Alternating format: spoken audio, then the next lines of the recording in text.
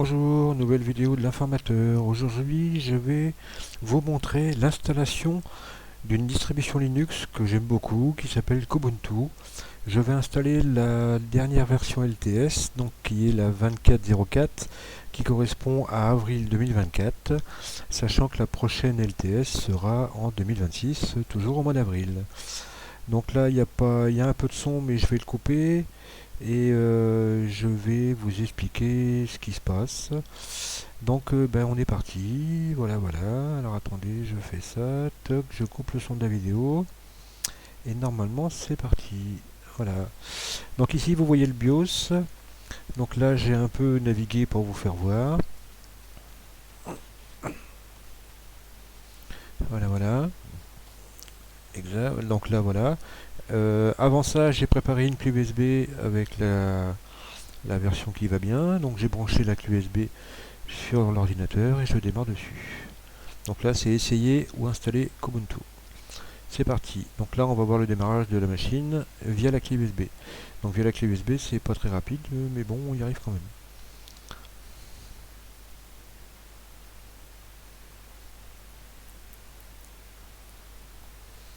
Voilà, donc là vous avez le logo de la marque de l'ordinateur. Donc c'est le Lenovo que je vous ai fait voir dans une autre vidéo. Voilà, avec le beau logo de Kubuntu.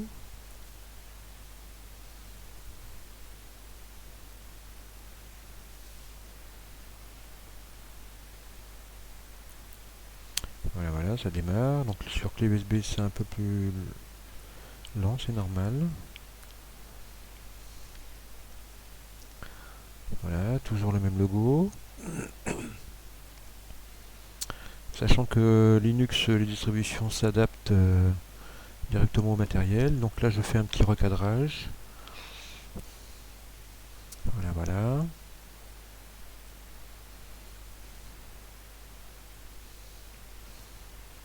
Ça devrait pas tarder à s'afficher.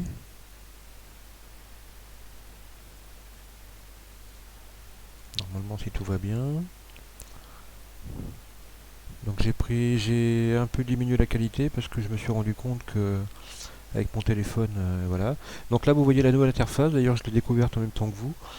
Moi j'étais resté sur les interfaces d'il y a un petit moment déjà. Et donc là, voilà. Donc là je mets en français. D'ailleurs les problèmes de langue ont été résolus. C'est super. Voilà, donc sélectionnez votre langage. La connexion internet est connectée par câble. Et donc là vous avez essayé Kubuntu ou l'installer. Moi j'ai préféré essayer. Comme ça c'est pour vous faire voir que donc là je suis en live USB et donc vous pouvez tester directement la distribution sur l'ordinateur. Voilà, donc là bienvenue dans Plasma. Donc on va lire un petit peu. Plasma est un environnement de bureau gratuit et open source créé par KDE. Une communauté internationale de volontaires. L'environnement de bureau de Plasma est simple par défaut pour une expérience fluide mais puissant quand il le faut pour vous aider à accomplir vos tâches. Nous espérons que vous l'aimez aussi. Voilà, donc ça c'est l'écran d'accueil. Suivant.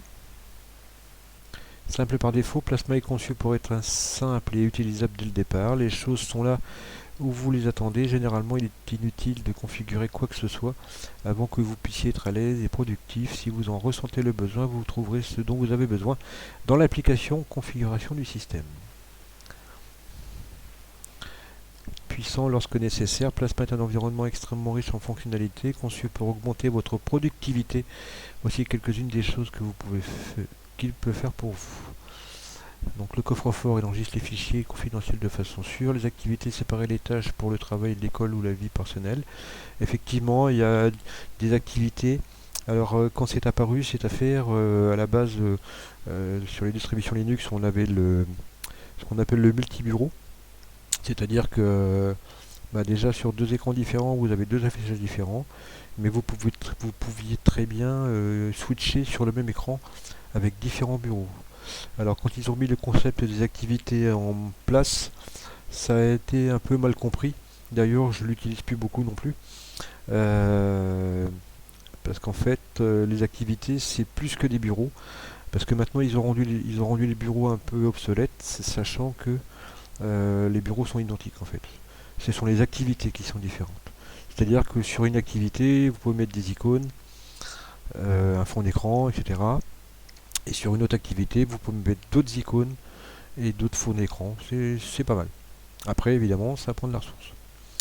Alors, Kaido Connect, ça c'est le petit utilitaire qui vous permet de connecter votre téléphone. Alors, moi je fais avec Android, je ne sais pas si ça marche pour les Mac, pas pour les iPhones. Et ça permet de transférer des fichiers, de commander l'ordinateur à distance, etc. C'est pas mal.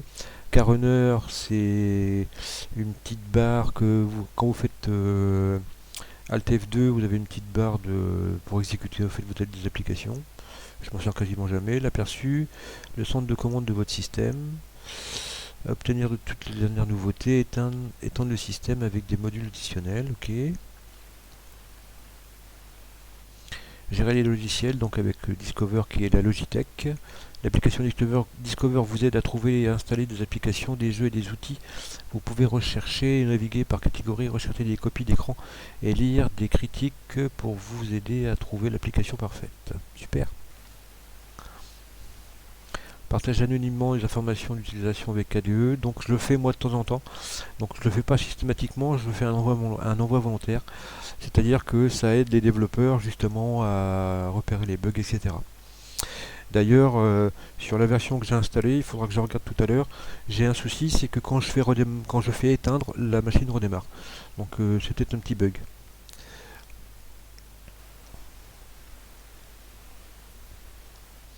Donc là, bienvenue sur Kubuntu. Bon, ça c'est marqué en anglais. Voilà. Appliquez-vous.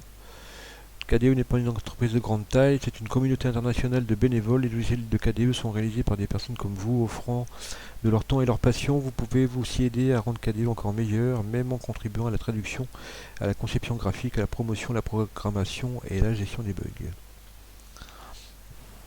C'est le principe communautaire de Linux. Soutenez votre liberté. De façon miraculeuse, KDE ne fonctionne avec un budget très serré, s'appuyant largement sur des dons de travail et des ressources. Vous pouvez aider à changer cela. Les donations financières aident à KDE à payer les sprints de développement, les ressources matérielles et les serveurs, ainsi que le développement des emplois.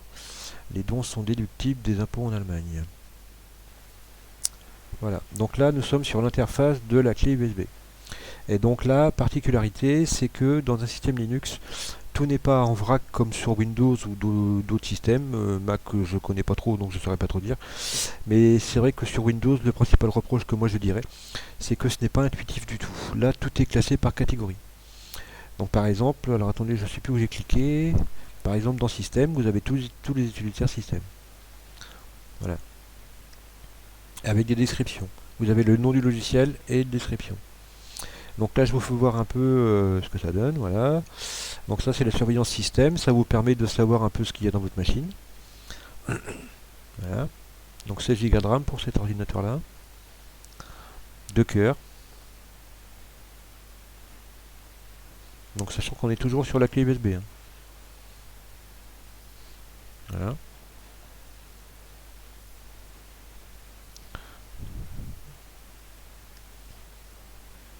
Voilà, donc là, je fais une pause. Donc comme je vous l'ai dit, c'est la Kubuntu 24.04. Donc maintenant on est en point 2 parce qu'il y a eu des mises à jour depuis. Donc là en KDE, en version de KDE Plasma, on est en 5.27.12. En version de KDE Framework 5.11.5.0. Qt, etc. Le noyau, la plateforme, le matériel. Donc vous voyez que c'est un Pentium G3220 avec 2 cœurs, 16 Go de RAM. La carte vidéo, c'est de l'intégré, donc c'est du Intel. Et le fabricant, c'est du Lenovo. Avec un Synccentre M83.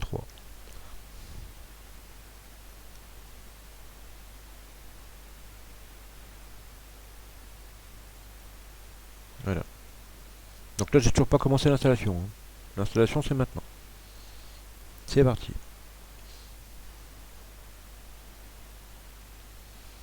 Donc là, bienvenue dans l'installeur de Kubuntu. Alors quand vous faites ça, le mieux est d'être en Ethernet. Ça va beaucoup plus vite. Donc là, on choisit l'emplacement, Europe, Paris. Ça va vous configurer l'heure et tout. Très bien, nickel. Ici, vous avez le clavier. Alors au début, j'ai essayé AZERTY, mais si vous voyez en haut à gauche, Si vous voyez AZERTY, il y a le TAL qui se transforme en carré, ce qui est un peu normal peut-être. Bon, j'ai dû laisser en AZERTY, je sais plus.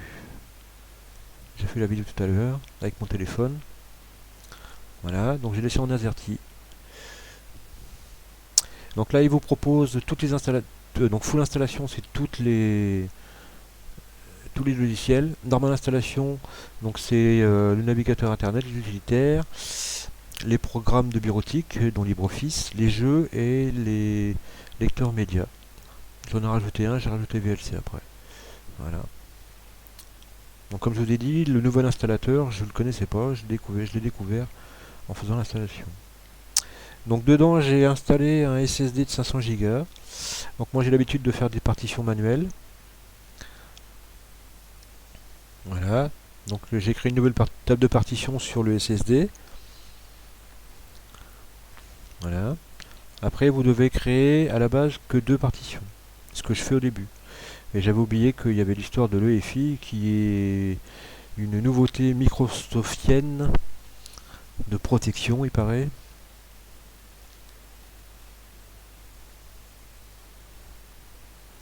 D'ailleurs, j'avais oublié les points de montage. Enfin bon, bref. Voilà, je vous laisse la vidéo, on va voir. Donc les points de montage, je les ai fait après. Justement, c'est ça que je cherchais. Et les points de montage, c'était au-dessus. Voilà.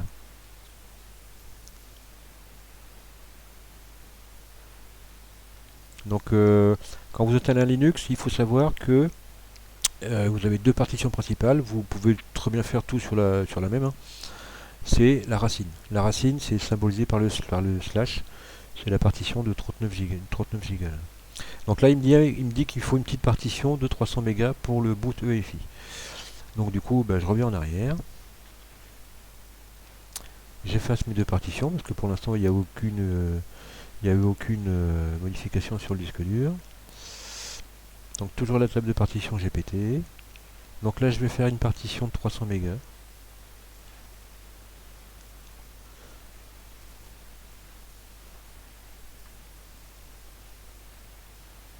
En FAT32.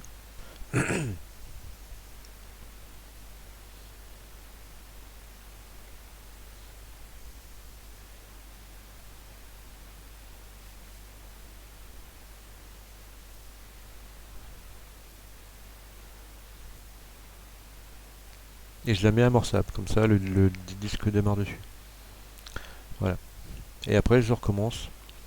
Donc une partition racine où il y aura tout le système de 40 Go. Et la partition Home qui hébergera entre guillemets tous les fichiers utilisateurs. Voilà. Donc alors attendez, je reviens tout petit peu en arrière. Si voilà.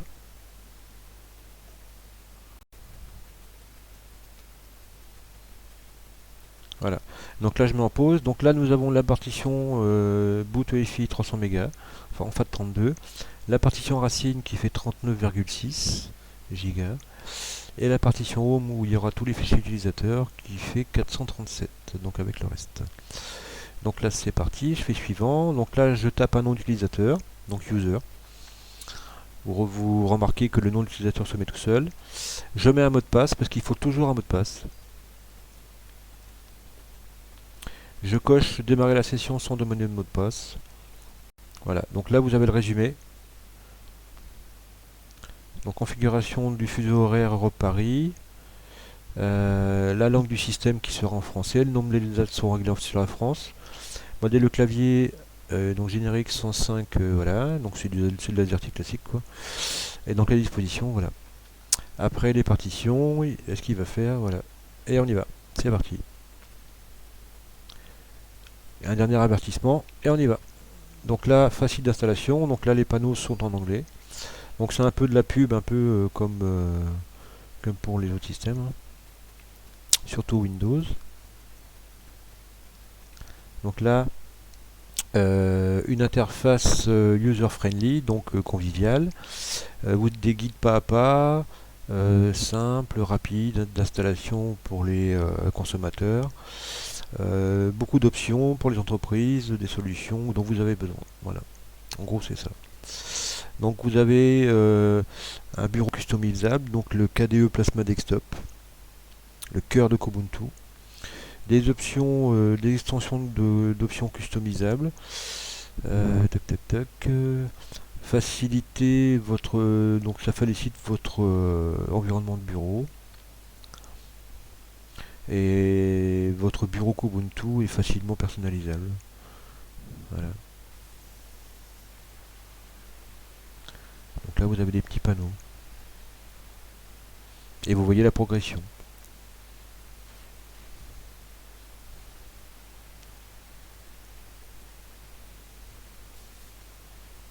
Donc des suites logicielles compréhensibles, prêts pour le premier démarrage, inclut la suite LibreOffice, inclut VLC, alors des contenus multimédia comme VLC, mais VLC n'était pas installé, et Krita qui est un logiciel graphique, et ben, je ne l'ai pas coché non plus, donc il n'était pas installé.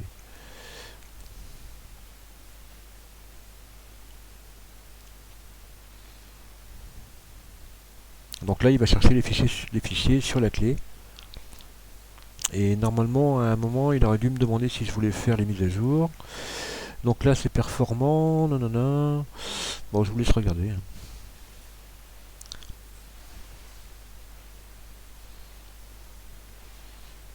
Donc là, on est à 28%. Donc je suis à 9 minutes de la vidéo. Donc sécurisé et privé. Kubuntu est désigné pour la sécurité. Des mises à jour régulières et des patchs. Environnement protégé. Donc là, ce que je fais, c'est que je réduis l'installation. Parce que je suis toujours sur la clé. Et là, en fait, sur la clé, ben, je peux faire ce que je veux. Le temps que ça installe, je peux faire autre chose. Voilà.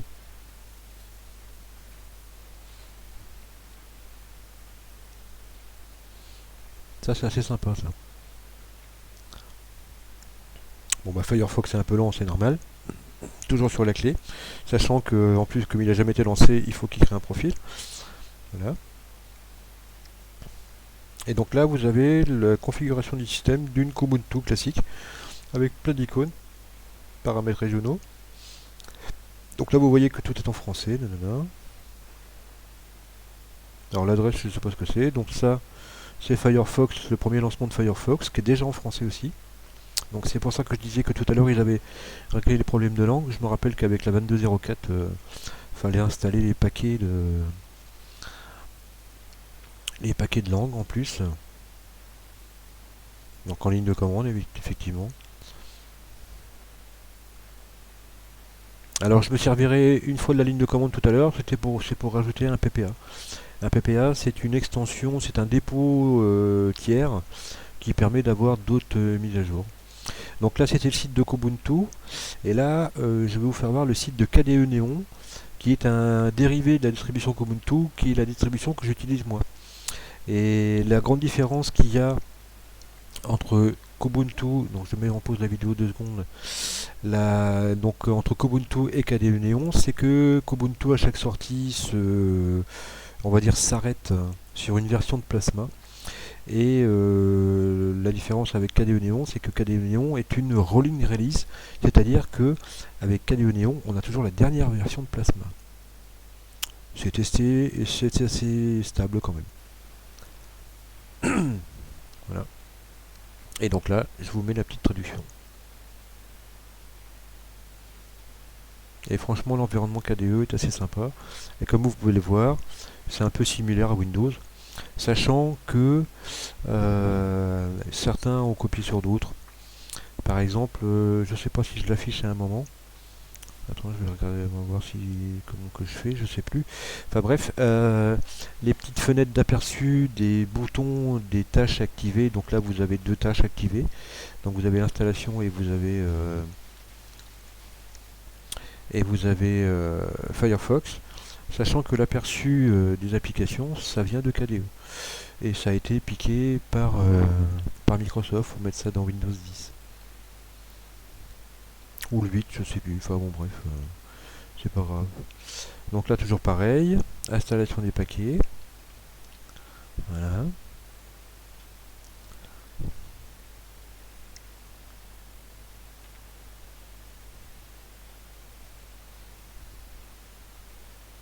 Donc là les paquets ont été transférés de la clé au SSD.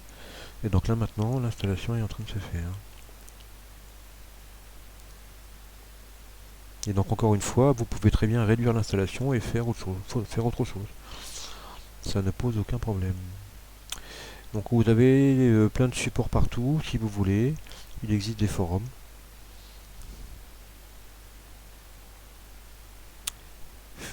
Alors pas gratuits mais libres et open source.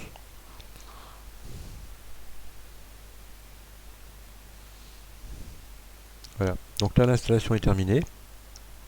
Alors je vous avoue que j'ai été chercher des calices saucisses, c'est que je suis un peu resté. Donc la vidéo est un peu tournée toute seule. Voilà, j'avance un peu, j'avance. Toc, toc, toc. Donc on va avancer, comme ça on va gagner du temps.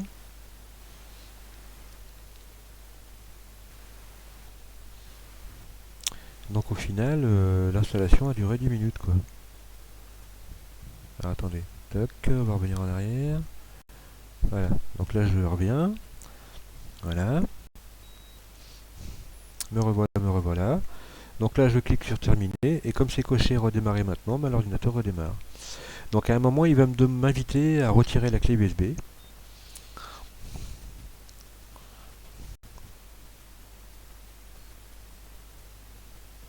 C'est qu'il ne devrait pas tarder à arriver.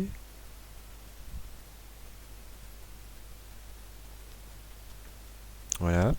Ah non, le message a déjà apparu. Donc j'ai eu le message m'invitant à retirer la clé, je l'ai retiré et ça redémarre. Et comme j'ai coché la case ne pas rentrer de mot de passe au démarrage, donc c'est un lancement automatique de l'interface. Donc là l'ordinateur il démarre.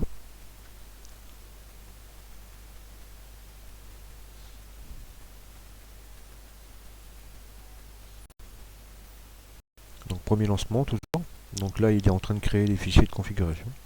Et donc voilà. Voilà Kubuntu. Avec le premier lancement de Firefox qui est tout en français.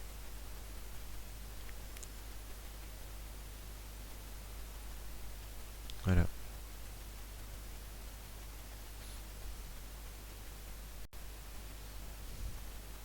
Donc là ce que je fais c'est que je vais installer le PPA qui va permettre d'avoir des mises à jour en plus sur le Kubuntu qui ne sont pas dedans. Donc là je vais passer par le terminal, le fameux terminal.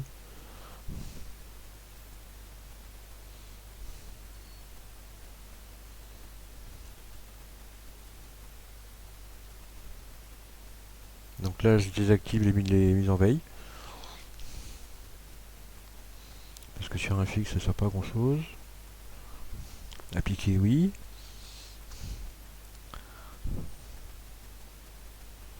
Voilà. Je vérifie les paramètres régionaux, non? Ah non, oui, c'est vrai, il y a aussi le verrouillage de l'écran. Voilà.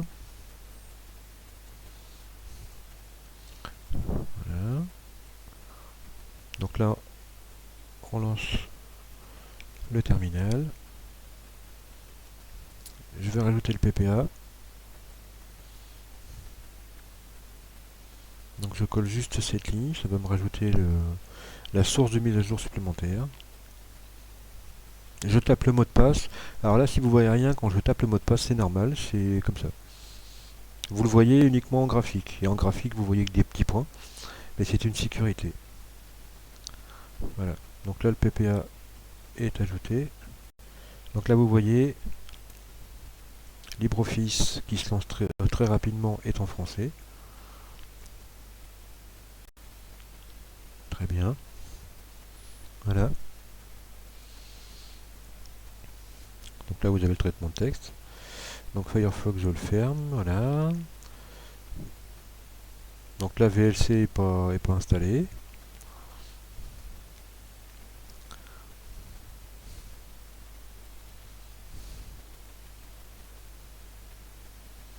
Donc à chaque fois que vous avez une description, tous les logiciels sont dans des catégories.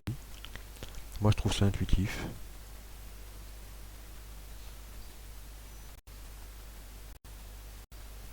Donc je voulais installer VLC, bah, il me le propose tout de suite. Je vérifie la source. Voilà. Et c'est parti. Donc là le mot de passe je le rentre.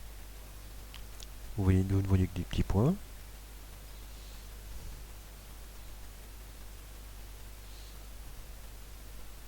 Voilà. Donc au lieu d'installer, maintenant les trois boutons sont devenus supprimer, lancer et source. Et là, vous retrouvez VLC dans multimédia, ce qui est normal. Très bien. Et donc maintenant les mises à jour.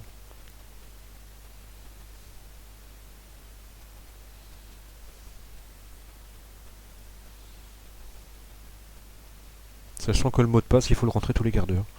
Si vous faites quelque chose d'administration, vous le rentrez maintenant, un quart d'heure plus tard, il n'y a pas besoin. Et par contre, au bout de 15 minutes, il vous le redemande. C'est normal. Donc là, il y a plein de mises à jour.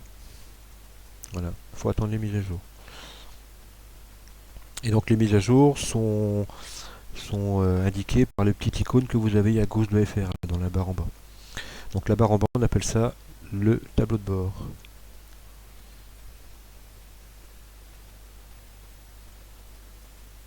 Donc là, je me posais des questions de savoir comment ça se faisait que ça bougeait pas. Mais c'est normal. Il était en train de... pas de réfléchir, mais voilà.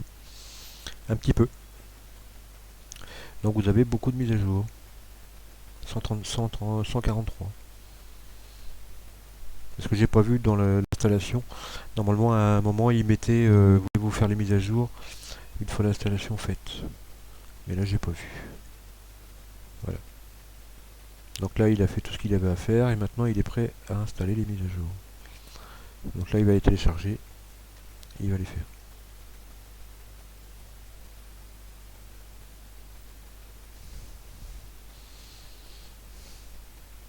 Et donc, comme sur Internet avec la fibre, ça va assez vite.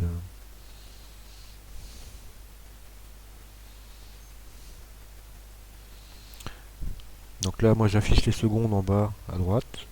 Au niveau de l'horloge, j'aime bien. Donc c'est une petite configuration du calendrier.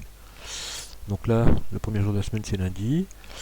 J'affiche les vacances, les événements astronomiques. Voilà. Je configure le calendrier des vacances.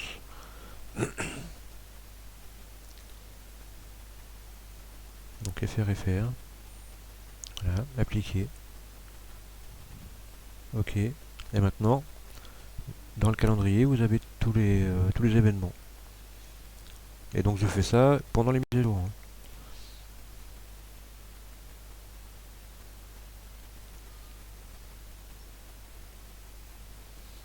Voilà.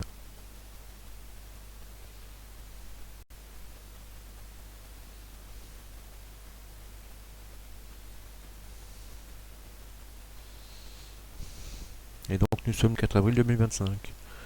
4-4 2025.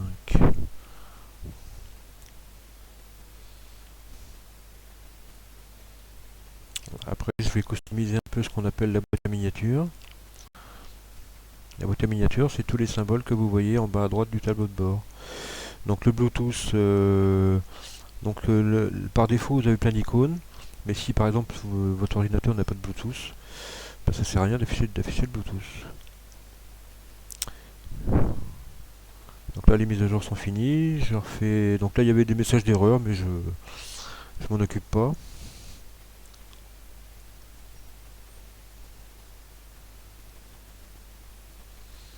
Donc je repasse dans la boîte à miniature.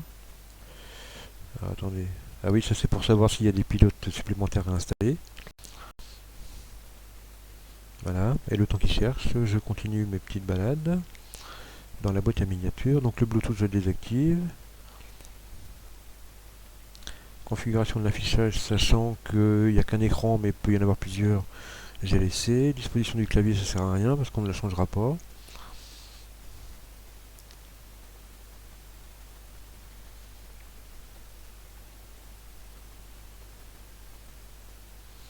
Alors après, ce que je ne trouvais pas, c'était l'entrée de saisie.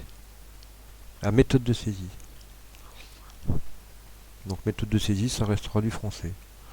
Donc c'est pour ça que je le désactive. Je le masque et je le désactive. Voilà. Donc là, pas de pilote en plus à installer. Voilà. Donc là, je ferme. Et on redémarre. Voilà. Toujours le petit logo du constructeur et de la distribution Linux.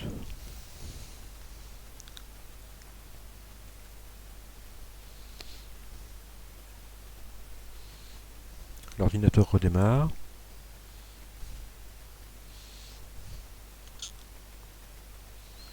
Sachant que je suis sur un PC qui est pas tout jeune. Attendez, je vais le regarder. Donc c'était le Lenovo M83 si je me souviens bien.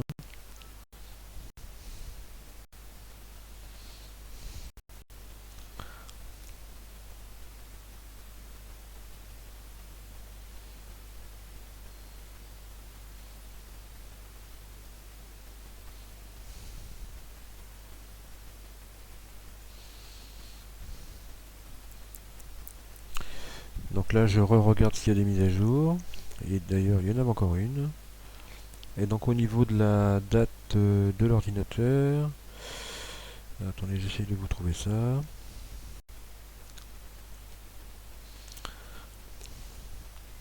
Voilà, donc là il me redemande encore de redémarrer. Et donc le M83 il date. Tac tac tac. Est-ce que j'ai la date quelque part?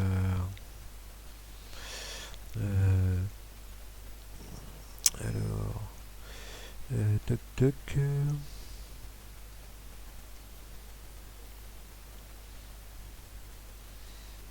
Alors je ne l'ai pas sur cette page là. Que le temps qu'il démarre, je fais autre chose.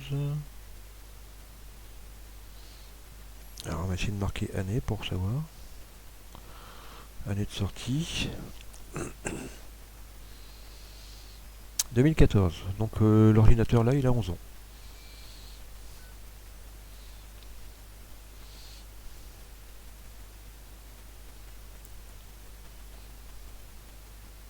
Voilà.